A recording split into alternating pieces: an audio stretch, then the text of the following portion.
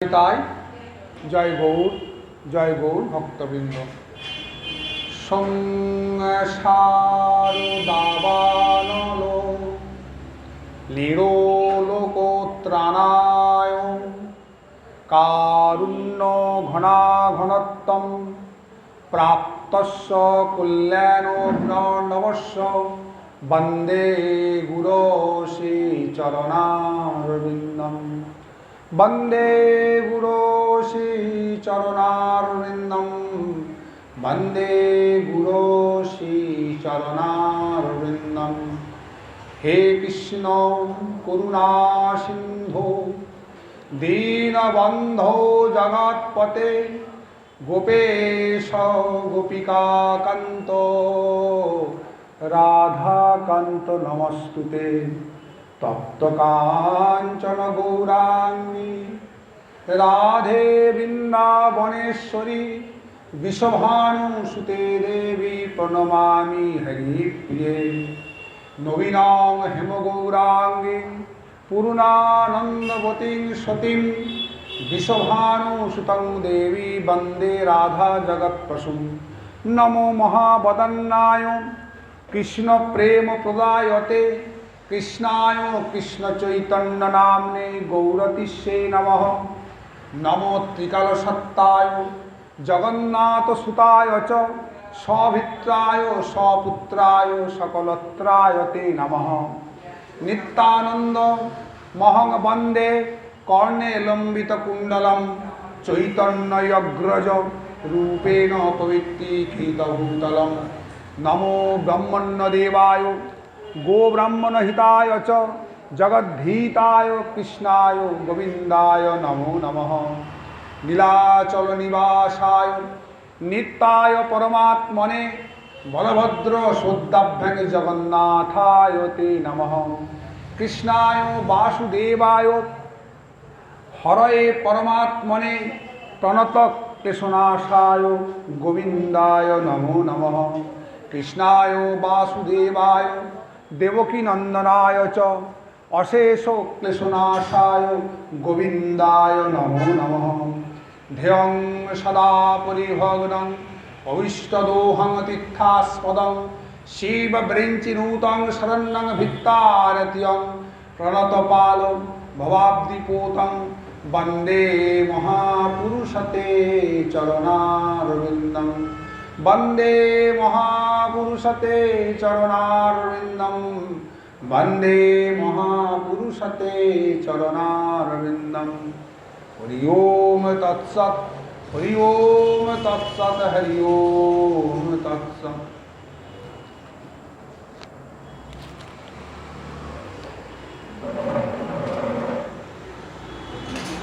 ভগবান শ্রীকৃষ্ণ চৈতন্য মহাপ্রভু তার অভিন্ন কলেবর নিত্যানন্দ মহাপ্রভু তথা রাধাকৃষ্ণের আশীর্বাদকে সৌধার্য করে এবার এখানকার উপস্থিত সমবেত ভক্তবৃন্দের পদধূলিকে মস্তকে ভূষণ করে আজ আমরা কিঞ্চিত ভাগবতীয় কথা আস্বাদনে গতি হলাম। জয় নিতাই, জয় গৌর ভক্তবৃন্দ। আগামী বুধবার রাধা অষ্টমী। আমার শ্রী শ্রী রাধারানীর শুভ আবির্ভাব তিথি। ভগবান এসেছেন ভাদ্র মাসে, আমার রাধারানী এসেছেন ভাদ্র মাসে।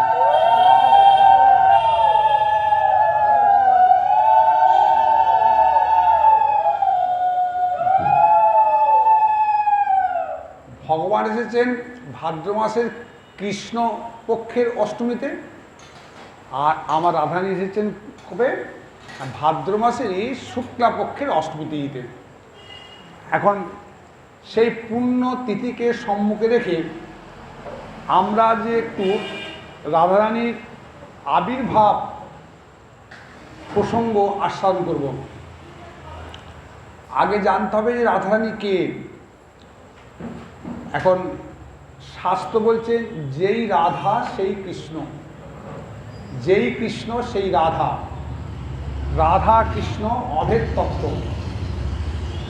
আবার উপনিষদ বলছেন রাধা কৃষ্ণ অভেদ অভেদ তত্ত্ব। চৈতন্য চৈতামৃতে কি বলছেন?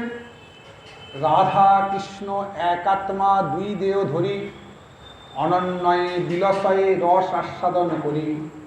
সেই দুই এক এবে চৈতন্য গোসাই, রসনির্যাস আস্বাদিতে দয়ে হইলা এক ঠাঁই।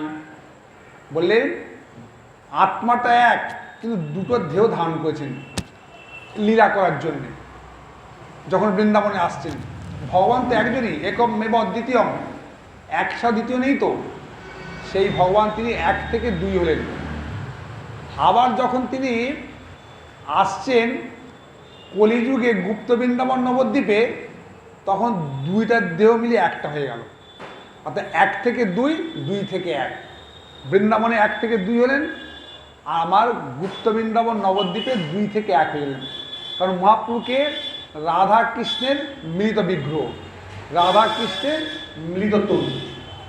তো বলে রাধা পূর্ণ শক্তি, কৃষ্ণ পূর্ণ শক্তিমান, দুই দেহ ভেদে নাই শাস্ত্র প্রমাণ। বলে রাধা পূর্ণ শক্তি, কৃষ্ণ পূর্ণ শক্তিমান, দুই দেহ ভেদে নাই শাস্ত্র প্রমাণ। শাস্ত্র প্রমাণ হচ্ছে দুটি দেহ হচ্ছে অভেদ, কোনো পার্থক্য নেই। রাধার সঙ্গে কৃষ্ণের কোনো পার্থক্য নেই, তত্ত্বে পার্থক্য। বললেন অনেকে প্রশ্ন করে, আচ্ছা রাধারানীর চরণে কি তুলসী দেওয়া যায়? এই প্রশ্নটা আসা মানে কি সেখানে আর অভেদ তত্ত্ব রইল না। আমি কিন্তু তখনই কিন্তু কৃষ্ণের সঙ্গে রাধারানী ভেদ সৃষ্টি করছি। রাধা কৃষ্ণ অভেদ হয়, যদি আমি কৃষ্ণচরণে তুলসীতে পারি, অবশ্যই রাধারানীর চরণে তুলসীতে পারা যায়, কোনো পার্থক্য নেই রাধা কৃষ্ণের। আচ্ছা আমরা সবাই জানি যে গৌরসুন্দরকে, গৌরসুন্দর তো রাধা কৃষ্ণের মৃত তনু, অন্তঃকৃষ্ণ বই রাধা। তাহলে গৌরসুন্দরের বাইকটা কে? রাধারানী। তো আমি গৌরসুন্দরের চরণে যখন তুলসী দিচ্ছি, আমি যখন গৌরসুন্দরের চরণে তুলসী নিবেদন করছি, সেই তুলসীটি কোথায় গিয়ে পড়ছে? রাধারানীর চরণে গিয়ে পড়ছে। কারণ মহাপ্রভু বাইরে তো রাধারানী, ভেতর তো কৃষ্ণ। তাহলে এটা কি হচ্ছে না অভেদ তত্ত্ব। এটা হচ্ছে অর্থাৎ যদি আমি কৃষ্ণ চরণে তুলসী দিতে পারি, তাহলে রাধারানীর চরণেও তুলসী দিতে পারা যায়, কোনো অসুবিধা কিছু নেই। দেখুন আমাদের যে এই সনাতন ধর্ম 5টি শাখায় বিভক্ত, তো কি কি না শাক্ত, শৈব, বৈষ্ণব, গাণপত্য আর সৌরী। যারা শক্তি উপাসনা করে, মা দুর্গা, মা কালী, শীতলা, মনসা, এরা হচ্ছে শাক্ত। আর যারা দেবাদিদেব মহাদেব উপাসনা করে তার শৈব। আর আপনারা যারা ভগবান শ্রীবিষ্ণুর আরাধনা করেন তারা হচ্ছে কে? তারা হচ্ছে বৈষ্ণব। কিন্তু শাস্ত্র বলছেন যে যারা বৈষ্ণব তারা শাক্তের থেকেও বেশি শাক্ত। শাক্তরা কি শাক্ত? তার থেকেও বেশি শাক্ত বৈষ্ণবেরা। কারণ কি না বৈষ্ণবরা কখনো রাধারানীকে বাদ দিয়ে, অর্থাৎ শক্তিকে বাদ দিয়ে শুধু শক্তিমান আরাধনা করেন না। বৈষ্ণবরা কখনো শক্তিকে বাদ দিয়ে, অর্থাৎ রাধারানীকে বাদ দিয়ে শুধু শক্তি অর্থাৎ কৃষ্ণের আরাধনা করেন না। তারা শক্তিকে সঙ্গে নিয়ে শক্তিমানের আরাধনা, অর্থাৎ রাধারানীকে সঙ্গে নিয়ে কৃষ্ণ আরাধনা। তাই বলে শাক্তর থেকে বড় শাক্ত হচ্ছে বৈষ্ণব। শুধু তাই নয়, তারা যেন শাক্ত মানে শক্তিকে বেশি সম্মান দেন। কীরকম দেখুন, বলে কি রাধা কৃষ্ণ, আগে রাধা তারপর কৃষ্ণ। লক্ষ্মী নারায়ণ, আগে লক্ষ্মী তারপর নারায়ণ। সীতারাম, আগে সীতা তারপর রাম। আগে শক্তিকে বলছেন তারপর শক্তিমানকে। তাহলে এই রাধারানী অভেদ তত্ত্ব কৃষ্ণের সঙ্গে। ভগবানের যে শক্তি, সেই শক্তিটায় যখন একটি নারী মূর্তি ধরে প্রকটিত হচ্ছে, সেই নারী মূর্তিটি রাধারানী। এখন রাধারানী কি উৎপত্তি হয়েছে না ভগবানের তো অনন্ত শক্তি, অনন্ত শক্তির মধ্যে তিনটি শক্তি প্রধান। একটি চিৎ শক্তি, এর আগে হচ্ছে অন্তরঙ্গা শক্তি, একটি মায়া শক্তি বা বহিরঙ্গা শক্তি, একটা জীব শক্তি বা তটস্থা শক্তি। এই যে ভগবানের চিৎ শক্তি বা অন্তরঙ্গা শক্তি, এইখান থেকে তিনটে শক্তি বেরিয়েছে। সৎ চিৎ লারিণী। সৎ অর্থাৎ সম্বিত শক্তি থেকে এসেছে ভগবান শ্রীকৃষ্ণ, চিৎ শক্তি থেকে গুরুতত্ত্ব বলরাম তত্ত্ব, আর লাদি থেকে এসেছে রাধারানী। আচ্ছা, লাভ তো অর্থ কি? লাভ করা হচ্ছে আনন্দ। এই যে আমার প্রহ্লাদ অর্থাৎ প্রকৃষ্ট রূপে আনন্দ, যিনি যার চৈত্যকথা শ্রবণ করলে জগজ্জীব উত্তম বা প্রকৃষ্ট আনন্দ লাভ করেন, তিনি হচ্ছে প্রহ্লাদ। লাভ করা হচ্ছে আনন্দ। আর লাদিনী মানে যিনি আনন্দ দান করেন। কাকে আনন্দ দান করেন? না, আনন্দময় গোবিন্দকে। একটি বড় আশ্চর্য খবর, যে আনন্দময় গোবিন্দ জগজ্জীবকে আনন্দে ডুবিয়ে রেখেছে, সেই আনন্দময় গোবিন্দকে আনন্দ দান করে আমার রাধা ঠাকুরানী। বলে তিনি কী করে আনন্দ দেন ভগবান? মা তার রূপমাধুর্য দিয়ে, গুণমাধুর্য, লীলা মাধুর্য দিয়ে। এখন মহাপ্রভুকে সনাতন প্রভু জিজ্ঞাসা করেছিলেন যে কৃষ্ণের রূপটি কেমন? তা মহাপ্রভু বলেছেন, কৃষ্ণের রূপের কথা শুনো সনাতন, যে রূপের এক কণ দুবাদি শক্তি, অর্থাৎ যিনি আনন্দদান করেন। কাকে আনন্দদান করেন? না, আনন্দময় ভগবানকে। এখন রাধা কথাটি এসেছে কোথা থেকে? না, আরাধিকা থেকে রাধিকা, রাধিকা থেকে রাধা। অর্থাৎ তার কথা অর্থ কি? না, যিনি নিরন্তর শ্রীকৃষ্ণের আরাধনা করেন তিনি রাধা, অথবা যিনি নিরন্তর কৃষ্ণ কর্তৃক আরাধিত হন তিনি রাধা। এটা বুঝতে পারলেন? যিনি নিরন্তর কৃষ্ণের আরাধনা করেন তিনি রাধা, আবার যিনি নিরন্তর কৃষ্ণ কর্তৃক আরাধিত হন তিনি রাধা।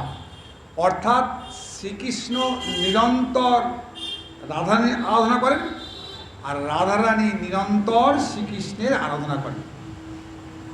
এই রাধা। এখন রাধারানী আক্ষরিক অর্থটা কি? আক্ষরিক বলছেন, কোনো ভক্ত এসেছেন, এসে মন দিয়ে দাঁড়িয়েছেন, দাঁড়িয়ে গোবিন্দর দিকে তাকিয়ে শুধু বলেছে রা। এই রাটা শোনার সঙ্গে সঙ্গে রা শব্দ উচ্চারণ স্ফীতভবতি মাধব, এই রা শব্দ শোনার সঙ্গে সঙ্গে মাধব আনন্দে স্ফীত, ফুলে যান, এত আনন্দ পান। আর ধা শব্দ উচ্চারত পশ্চাৎ ধাবত্যেব সম্ভব, আর যেই সেই ভক্ত ধা বলে দিয়েছেন, ভগবান আর কোনো বাজ বিচার না করে সেই ভক্তের পশ্চাৎ পশ্চাৎ অনুগমন করেন। কি করে করেন? সসম্ভব, দুটি হাত জোড় করে সেই ভক্তের পশ্চাৎ পশ্চাৎ অনুগমন করেন। কেন? যে আহা, এই ভক্ত আমাকে রাধানাম শুনিয়েছে, যদি ওর মুখ থেকে আর একবার রাধানাম শুনতে পাই, এই আশা নিয়ে কী বলেন না, তিনি সেই ভক্তের পশ্চাৎ পশ্চাৎ অনুগমন করেন রাধানাম শোনার জন্য। তাই বলছেন যে তিনি বাজ বিচার করেন না, যে লোকটা চোর, ছ্যাচোর, বদমাইশ, ডাকা, লম্পট কিরূপ। বলে কেন? বলে লোকটা যতই খারাপ হোক, পাপিষ্ট নরাধম হোক, তার মুখ দিয়ে যখন একবার রাধা নাম বেরিয়েছে, আর কি তার পাপ থাকবে শরীরে? সে সব পাপ থেকে মুক্তি লাভ করে পরম ভক্ত হয়ে যাবে। অর্থাৎ তার পশ্চাৎ পশ্চাৎ যেতে আমার কি অসুবিধা আছে? রাধে রাধে। আর কথা হচ্ছে কি না, এ হচ্ছে রাধা নাম। এখন এই রাধা নাম আমি কালকে পড়ছিলাম ব্রহ্মবৈবর্ত পুরাণে, সেখানে দেখা রয়েছে যে ভগবান সব থেকে অধিক সন্তুষ্ট হয় কিসে? ব্রহ্মবৈবর্ত পুরাণে আছে, বললেন ভগবান সব থেকে সন্তুষ্ট হন তার প্রতি যিনি নিরন্তর রাধা নাম জপ করেন, যিনি নিরন্তর রাধা নাম জপ করেন। এই যেমন রাধারাতে বলছি, এতে কিন্তু রাধারানীর থেকে ভগবান শিবরই কিন্তু অধিক সন্তুষ্ট হচ্ছেন এই রাধা নাম শোনার জন্য। কলিযুগে শুধু নাম আর তো কিছু নেই। আপনি কৃষ্ণনাম জপ করুন, রাধানাম জপ করুন, রাম নাম জপ করুন, বিষ্ণুনাম জপ করুন, বুঝল। তবে শাস্ত্রে বলছে কি 1000 বিষ্ণুনাম জপ করলে যে ফল পাওয়া যায়, 3 বার রাম নাম জপ করলে সেই ফল পাওয়া যায়, এবং 1 বার কৃষ্ণনাম জপ করলে সেই ফল পাওয়া যায়। মানে 1 বার কৃষ্ণনাম ইজিক্যাল টু 3 বার রাম নাম ইজিক্যাল টু 1000 বার বিষ্ণুনাম। আবার এই কৃষ্ণনামের ওপরে হচ্ছে রাধা নাম, বুঝলো। তাহলে কলিকালে কিছু তো নয়, তো হরি বলবো আর মদন মোহন হেরবো গো। অর্থাৎ কলিকালে কি না, নাম আর প্রণাম আছে, বিভিন্ন অন্যান্য মানে আপনার পুরাণে আছে। তার মধ্যে একটা হচ্ছে কি না, প্রথম হচ্ছে কি যে যখন গিরিরাজ হিমালয় কি করে তার কন্যা পার্বতীর সঙ্গে দেবাইদেব মহাদেব বিবাহ হলো। এখন কী হলো, তাহলে কী হলো না, হিমালয় মহাদেবকে পেলেন, জামাতারও পেলেন, জামাই হলো, হ্যাঁ। তো এইটা দেখে সূর্যদেব ভাবলো যে দেখো দেবাইদেব এই গিরিরাজ হিমালয়ের কি সৌভাগ্য, তারা দেবাইদেব মহাদেবকে পেলেন জামাতা রূপে। তো কী করে সম্ভব হলো না, হিমালয়ের একটি সুন্দর অপরূপা কন্যা সন্তান ছিল পার্বতী। আমারও যে একটি অপূর্ব গুণবতী রূপবতী কন্যা সন্তান থাকতো, তাহলে আমিও এটি ভগবানের হাতে অর্পণ করে আমি ভগবানকে জামাত রূপে লাভ করতে পারতাম, ভগবানকে জামাই করতাম। এখন এই বাসনা নিয়ে সূর্যদেব করলেন না, তপস্যায় বসলেন। বহুদিন তপস্যা করছেন, এমন উগ্র তপস্যা করছেন যে তিনি তার কার্যক্রম ভুলে গেলেন। সূর্য উদয় হয় না, গোটা পৃথিবী অন্ধকারে ঢেকে গেল, তাই রব। দেবতারা ছুটলেন ভগবানের কাছে, ভগবান সব শুনবে, ঠিক আছে দেখছি, ব্যবস্থা করছি। ভগবান এসে বললেন সূর্যদেব তুই বর প্রার্থনা করো। সূর্যদেব বললেন প্রভু আমাকে এমন একটি রূপবতী গুণবতী সর্বাঙ্গ সুন্দরী কন্যা দিন, যেটি আপনার বাম পাশে বসার উপযুক্তা। আমি সেই কন্যাকে আপনাতে অর্পণ করে দান করে আপনাকে জামাত রূপে পেতে চাই। আমরা কন্যা দিই একটা, যে কন্যা আর রাধারানীর অংশ বলে সীতামাও আসেননি, কিন্তু সীতামা, দ্রৌপদী, যারা সমস্ত এই মা লক্ষ্মী বা মা লক্ষ্মী তো আবার রাধারানীর অংশ, তাই এরা কেউ কিন্তু গর্ভকে আশ্রয় করে আসেন না। তো রাধারানীর যে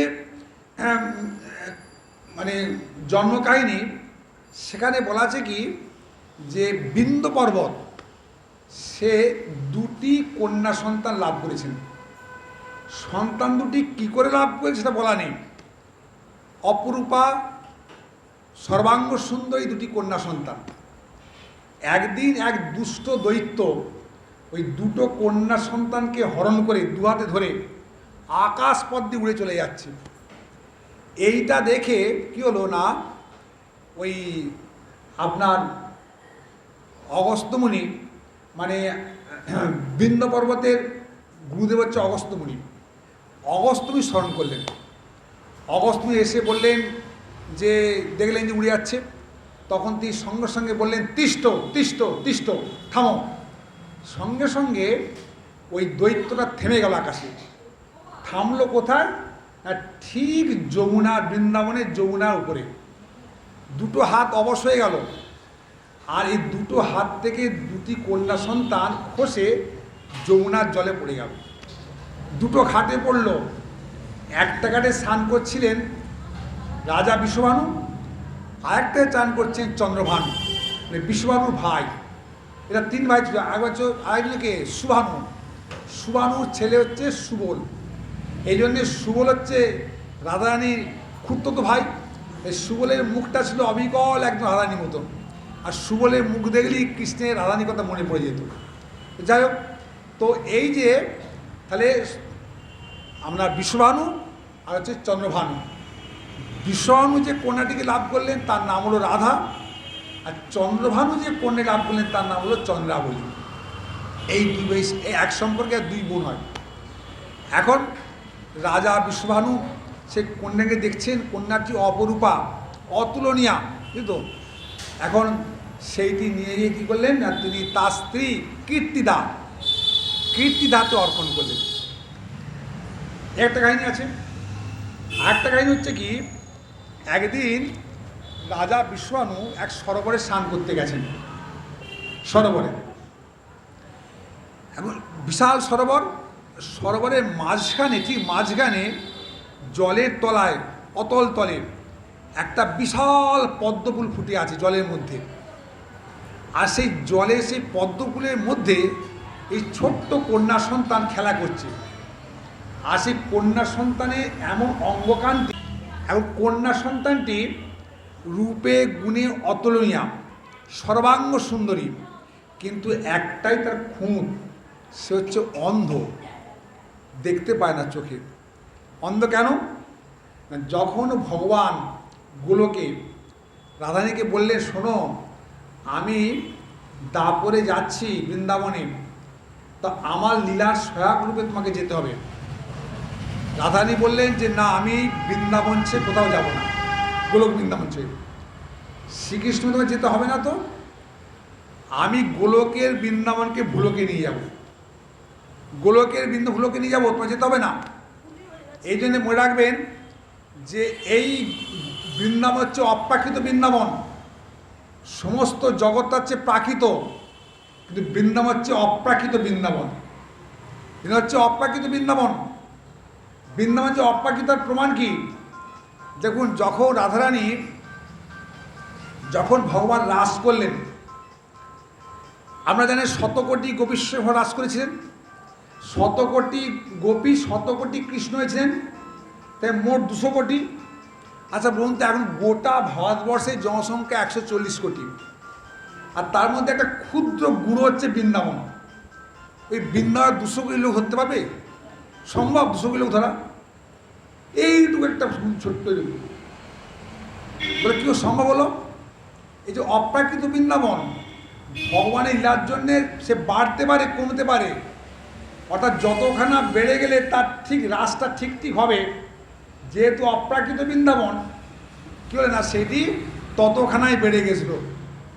যেহেতু অপ্রাকৃত বৃন্দাবন, তো ওইটুকু বৃন্দাবনে 200 কোটি লোক ধরে, গোটা ভারতবর্ষে 140 কোটি লোক, ওইটুকু অপ্রাকৃত বৃন্দাবন বলে তোমার চিন্তা করতে হবে না, আমি গোলকের বৃন্দাবনকে ভুলোকে নিয়ে যাব। রাধা তখন বলে, শোনো একটা কথা, আমি যাব বটে, কিন্তু আমি চোখ খুলব না, চোখ বন্ধ করে থাকব। আমি চোখ খুলেই তোমাকে প্রথম দর্শন করব। যতক্ষণ না তোমাকে দর্শন করতে পারছি ততক্ষণ চোখ বন্ধ থাকবে। জগৎজীব জানবে আমি অন্ধ, আমি কিন্তু তোমাকে চোখ খুলে তোমাকে দর্শন করতে পারি। ভগবান ঠিক তাই তাই হবে। এখন কীর্তিদা মা, তিনি অপূর্ব একটি কন্যারত্ন লাভ করেছেন। যদিও মনে একটি দুঃখ যে এত সুন্দর একটি কন্যারত্ন পেলাম, কিন্তু কন্যাটি কী বলে চোখে দেখতে পায় না। এদিকে মা যশোদার সঙ্গে কীর্তিদা মায়ের সই সম্পর্ক, সই। এখন যশোদা মা শুনেছেন যে কীর্তিদা একটা কন্যা সন্তান লাভ করেছে, এবং কন্যা সন্তানটি রূপে গুণে অতুলনীয়া, সর্বাঙ্গ সুন্দরী, তপ্ত কাঞ্চনা, সবই ভালো, কিন্তু দুঃখের বিষয় মেয়েটি চোখে দেখতে পায় না। তো একদিন যশোদা ভাবছেন যে একদিন তো দেখা করে যাওয়া উচিত, এবার দেখতে যাওয়া উচিত, এবার যাব।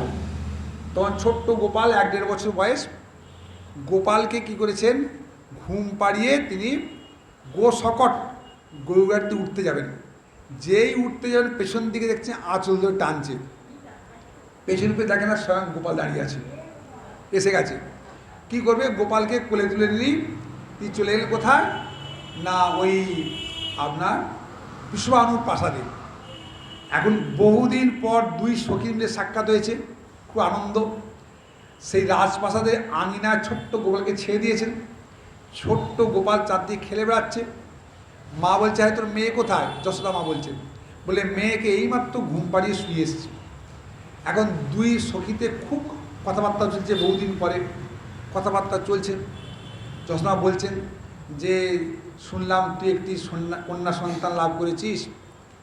হ্যাঁ সবই শুনেছি, দেখ ভগবান যা দিয়েছেন কিছু করার নেই। বলছে হঠাৎ মা দেখছেন গোপাল নেই। আরে এই আমার গোপাল কোথায় গেল, গোপাল কোথায় গেল, খোঁজ খোঁজ খোঁজ খোঁজ খোঁজ। এখন গোপাল হামাগুড়ি দিয়ে দিয়ে তখন সবে একটু একটু হাঁটতে শিখেছে। যে ঘরেতে রাধারানী সোনার পালঙ্কে শয়ন করে আছেন সেই ঘরে ঢুকে গেছে। আর ঢুকে গিয়ে আস্তে আস্তে সেই পালঙ্কে পায়াটা ধরে উঠে দাঁড়িয়েছে, দাঁড়িয়ে হাত দিয়ে রাখছে, রাধে রাধে চোখ খোলো, দেখো আমি এসেছি, আর তোমাকে অন্ধ সেজে থাকতে হবে না, দেখো। রাধারানীর চোখ খুলেছেন, অপূর্ব সুন্দর পটল চেরা চোখ, এদিকে জয় রাধে জয় রাধে।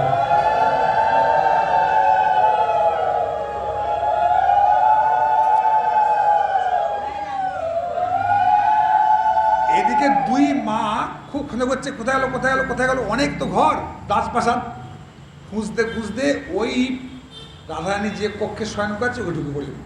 ঢুকে দেখছেন ছোট্ট গোপাল ওই পালঙ্ক ধরে দাঁড়িয়ে আছে, আর দুজনে মিলে কি কথাবার্তা চলছে।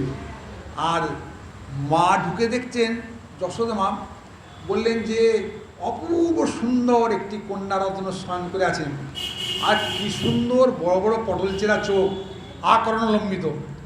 এখন দেখে বলছে হ্যাঁ রে কীর্তিদা, তুই বললি তোর মেয়ে অন্ধ, ওমা কি সুন্দর পটল চেরা চোখ একদম, আহারে। কীর্তির মতো অবাক হয়ে গেছেন। ওই দেখ যশোদে, বিশ্বাস কর, আমি কিছুক্ষণে ঘুম পাড়িয়েছিলাম তখনও কিন্তু অন্ধ ছিল, আমি তো অবাক হয়ে যাচ্ছি কী করে এত সুন্দর নয়ন পেল। জানিস তোর ছেলের পরশে না আমার মেয়ে নয়ন ফিরে পেয়েছে। তা জানিস আমি বড় হয়ে না, এই বড় হলে আমার মেয়ের সঙ্গে তোর ছেলে বিয়ে দেবো, আমি কথা দিলাম।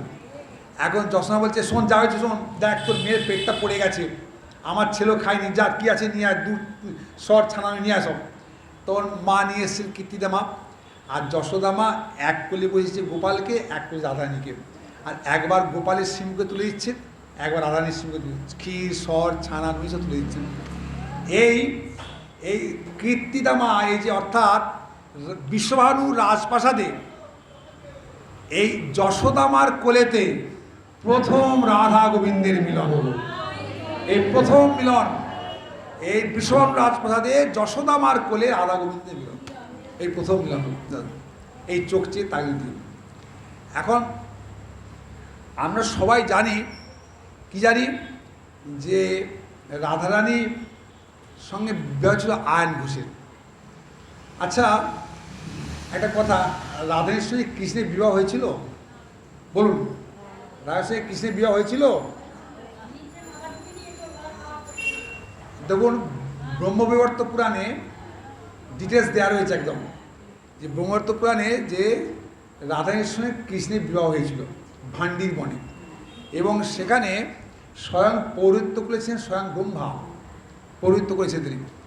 কী হয়েছিল না, নন্দ মহারাজ ছোট্ট তখন গোপাল 1.5-2 বছর বয়স, গোপালকে কোলে করে নিয়ে গোচারণে গেছেন ভান্ডির বনে, গাভীগুলি ছেড়ে দিয়েছেন, আর সেখানে সরোবরে তিনি নিজে জলপান করলেন, ছোট্ট গোপালকে জল খাওয়ালেন, আর গাভীগুলো জল খাওয়ালেন, দিয়ে তিনি গোপালকে নিয়ে একটি বটবৃক্ষের মূলে বসে আছেন। এখন আস্তে আস্তে বসে আছেন, ভগবান কোলে ভগবানের মায়াতে চারিদিকে ছেল অন্ধকার ঢেকে এলো মেঘে, আর গুড়গুড় আওয়াজ হচ্ছে, বলতে বলতে প্রবল বৃষ্টি নেমে গেল। এখন নন্দমহারাজ খুব ভয় পেয়ে গেলেন। হ্যাঁ কী করবেন এই অবস্থায়, কী করে তিনি গোকুলে ফিরে যাবেন, গাভীগুলি আছে, ছোট্ট গোপাল রয়েছে, কি করবেন কী করে ভাবছেন। আবার ঠিক সেই সময় মহামায়ার ভগবান মায়া বিস্তার করে কী করছেন, যেন ভয় পেয়ে গেছেন, পিতার নন্দে গোয়ারা জড়িয়ে কাঁদছেন খুব, বাবা খুব ভয় পাচ্ছে, বাবা খুব ভয় পাচ্ছে বলে। এতে নন্দমহারাজ আরও ভয় পেয়ে গেলেন। হঠাৎ দেখছি একটা আলোর দ্যুতি, দশদিক আলোকিত করে এক অপূর্ব সুন্দরী নবযৌবনা এক সেখানে রমণী আবির্ভূত হলেন। নন্দমার সঙ্গে সঙ্গে তাকে সাষ্টাঙ্গে প্রণাম করে বললেন, হে দেবী, গর্গাচার্যের কৃপাতে আমি জানতে পেরেছি আপনি স্বয়ং রাধারানী এবং আপনি গোলকবিহারী ভগবান শ্রীকৃষ্ণের প্রাণাধিকা। আমি এও জেনেছি যে আমার বক্ষে যে ছোট্ট শিশু, যাকে আমি আমার শিশু বলে অভিমান করছি, আমার সন্তান বলে, তিনি হচ্ছেন আপনার প্রাণাধিক, আপনার প্রিয়তম, আপনার প্রাণনাথ ভগবান শ্রীকৃষ্ণ। তো রাধে, আপনি হ্যাঁ এই আপনার প্রাণনাথকে নিয়ে এখন আপনি আনন্দ করবেন, তাই আপনার প্রাণনাথকে আমি আপনাকে অর্পণ করলাম। আপনাকে নিয়ে যেখানে খুশি গমন করুন, আনন্দ বিহার করুন, আবার আনন্দের শেষে আপনি কৃপা করে আমার পুত্রকে ফেরত দিয়ে যাবেন। তখন রাধারানী আশীর্বাদ করলেন, বলে, শোনো নন্দ, বহু ভাগ্যের ফলে তুমি আমার দর্শন লাভ করেছো, তুই বর প্রার্থনা করো। তখন রাধারানী ভগবান বললেন, নন্দমহারাজ বললেন যে, রাধে, আমাকে এই বর দিন, আমি এবং মা যশোদা যেন প্রতি জন্মে জন্মে আপনাদের শ্রীচরণে অহেতুক প্রেম ভক্তি লাভ করতে পারি। তখন রাধারানী কী বললেন, সেই ছোট্ট কৃষ্ণকে কোলে করে নিয়ে তিনি আস্তে আস্তে অভিলষিত পথে চলে গেলেন, মানে তার নির্দিষ্ট চলে গেলেন। এখন কোলে করে নিয়ে রাধারানী মনে মনে রাসস্থলী স্মরণ করছেন। ভগবানের মায়াতে সঙ্গে সঙ্গে রাধারানীর কাছে বিশাল এক রাসস্থলী দেখা গেল। এই রাসস্থলীর মধ্যে এক অপূর্ব সুন্দর অট্টালিকা, প্রাসাদ। ভগবানকে কোলে করে নিয়ে রাধারানী সেই প্রাসাদে প্রবেশ করলেন। করে দেখছে অসংখ্য ঘর। সেই ঘরের মধ্যে একটি সোনার পালঙ্কে অপূর্ব সুন্দর এক কিশোর শয়ন করে আছেন। কিশোর, অপূর্ব সুন্দর। হঠাৎ দেখছেন রাধারানী তার কোলে যে শিশু কৃষ্ণ আর নেই। হঠাৎ দেখছেন যে ওই পালঙ্কে একটি কিশোর শয়ন করে আছেন। তিনি হাসছেন। হেসে তখন রাধারানী বুঝতে পারলেন যে আমার যে কোলের কৃষ্ণ, সেই এখন ওই কিশোর রূপ ধারণ করে পালঙ্কে শয়ন করে আছেন। তখন দুজনে হাসছেন, একে অপরকে তাকিয়ে হাসছেন। তখন ভগবান বলছে, রাধে, আমি তোমায় গোলক বৃন্দাবনে কথা দিয়েছিলাম, এই দেখো আমি কথা রাখতে এসেছি, আমি তোমার মনোবাঞ্ছা পূর্ণ করব। যখন এই কথাবার্তা চলছে, হঠাৎ সেখানে ব্রহ্মা কুমণ্ডলু ধারণ করে জপের মালা নিয়ে হাজির এসে দুজনকে দণ্ডবত প্রণাম করে স্তবস্তুতি বর্ণনা করলেন। করে বললেন যে, হে রাধারানী, আমি পূর্বে ওই কী বলে ৬,০০০ বছর তপস্যা করেছিলাম ভগবানের। ভগবান সন্তুষ্ট আমায় দর্শন দিয়ে বলেছিল বর প্রার্থনা করো। আমি বলেছিলাম যে আমি এক্ষুনি রাধারানীর চরণ যুগল দর্শন করতে চাই। তখন ভগবান বলেছিলেন যে উপযুক্ত সময়ে তুমি রাধারানীর চরণ দর্শন করবে। তা আজকে সেই ভগবানের যে আশীর্বাদ ছিল, সেই আশীর্বাদের প্রভাবে হে রাধে, আমি আপনার চরণ যুগল দর্শনে সৌভাগ্য লাভ করলাম। হ্যাঁ, তখন বলতে বলতে কী হলেন না, সেখানে তিনি অগ্নি প্রজ্বলিত করলেন। কে? ব্রহ্মা। দিয়ে তিনি কী করলেন না, ভগবানকে ইশারা করলেন। ভগবানকে বললেন যে আপনি কৃপা করে রাধারানীর দক্ষিণ হস্ত ধারণ করুন, হাতি ধরুন। এখন রাধা কৃষ্ণকে ধারণ করেন বলে আপনারা দুজনে মিলে এই কুণ্ড প্রদক্ষিণ করুন। এবং ভগবান ব্রহ্মা কী করলেন না, বৈদিক মন্ত্রে তাদের বিবাহ দিলেন এবং রাধারানী এবং গোবিন্দের হাতে একটি করে মালা দিলেন। দিয়ে বললেন আপনারা একে অপরকে পরিয়ে দিন। একে অপরকে সেই মালা পরিয়ে দিলেন এবং বৈদিক মন্ত্রেতে তাদের দুজনকে বিবাহ দিলেন। দিয়ে ভগবানের স্তবস্তুতি করে তারা দুজনকে রেখে ব্রহ্মা আবার স্বস্থানে প্রস্থান করলেন। তখন এই রাধা গোবিন্দ তারা ওই কামক্রিয়া মগ্ন হলেন। বহুদিন ধরে চলল। হঠাৎ কামক্রিয়া উন্মুক্ত থাকতে হঠাৎ দেখছেন, রাধারানী দেখছেন যে সেই যে পালঙ্কে যে ছিলেন সেই কিশোর, সে নেই। ছোট্ট 1.5 বছরের গোপাল শুয়ে আছে, আসে কাঁদছে। ঠিক যেমনভাবে নন্দ মহারাজের কাছ থেকে ছোট্ট গোপালটিকে নিয়েছিলেন, সে কিন্তু কাঁদছেন খুব। তখন এইটা দেখে রাধারানী খুব কাঁদছেন। তখন আকাশবাণী হলো যে শোনো, কাঁদছে কেন? ভগবান তো তোমার অন্তরে আছে, তোমার কন্যার কাছে যখন ইচ্ছা তোমরা দুজনে আসবে রাসমণ্ডলীতে এবং তোমরা মিলিত হবে। এখন তুমি কথা মতো এই শিশু কৃষ্ণকে নন্দালয়ে ফিরিয়ে দিয়ে এসো। তখন রাধারানী আবার সেই ছোট্ট শিশুকে কোলে করে নিয়ে গিয়ে তিনি কী করলেন না, মা যশোদার কাছে প্রত্যার্পণ করলেন, করে নিয়ে আপন গৃহে ফিরে গেলেন। এটি হচ্ছে আপনার ব্রহ্মবিবর্তপায় রয়েছে, আর অনেক বড় করে রয়েছে, আমি ছোটোকে বললাম। এখন বলছে কি, কিন্তু জাগতিক নিয়মে আমরা দেখেছি কি বৃন্দাবনলায় যে রাধারানীর সঙ্গে বিবাহ ছিল আয়ন ঘোষের। এই আয়ন ঘোষ কে ছিল? আয়ন ঘোষ ছিল কৃষ্ণের খুব বড় ভক্ত ব্রাহ্মণ পূর্বজন্মে। তিনি ইচ্ছা হচ্ছে আচ্ছা ভগবানকে সবাই বলে বাঞ্ছা কল্পতরু ভগবান, ভগবান কাছে যা চাওয়া যায় ভগবান তাই পূর্ণ করেন। আমি পরীক্ষা করব যে ভগবান কেমন বাঞ্ছা কল্পতরু ভগবান। এই উদ্দেশ্যেই তপস্যা করতে বলেন। বহুদিন তপস্যা করে ভগবান এসে বললেন যে হে ব্রাহ্মণ তুই বর প্রার্থনা করো। বললে প্রভু আমার একটাই প্রার্থনা, আমি যেন রাধারানীকে পত্নীরূপে লাভ করতে পারি, আমি রাধারানীকে পত্নীরূপে লাভ করতে পারি। ভগবান সঙ্গে রাধাকে নিয়ে এসেছেন, ভগবানের তথাস্তু। সঙ্গে রাধা বলছে প্রাণনাথ তুমি একই করলে, তুমি কি যাও না যে শয়নে স্বপনে জাগরণে একমাত্র তুমি অন্তরে আছো, আমি তোমার ছাড়া অন্য কোনো পুরুষের মুখদর্শন করি না, আমার অন্তরে অন্তর তুমি বসে আছো, আর তুমি তথাস্তু বলে দিলে। বলে শোনো, পরম ভক্ত আমাকে পরীক্ষা করতে চেয়েছিল যে আমি কেমন বাঞ্ছা কল্পতরু ভগবান, আমি ওর বাঞ্ছা পূর্ণ করতে পারি কি না পারি। তা শোনো, ও বৃন্দাবন লীলায় ও না হয়ে আয়ন ঘোষ, ও তোমাকে বিবাহ করলেও ও থাকবে নপুংসক হয়ে থাকবে, আর ও তোমাকে মাতৃজ্ঞানে পূজা করবে, ও তোমায় মাতৃজ্ঞানে পূজা করবে।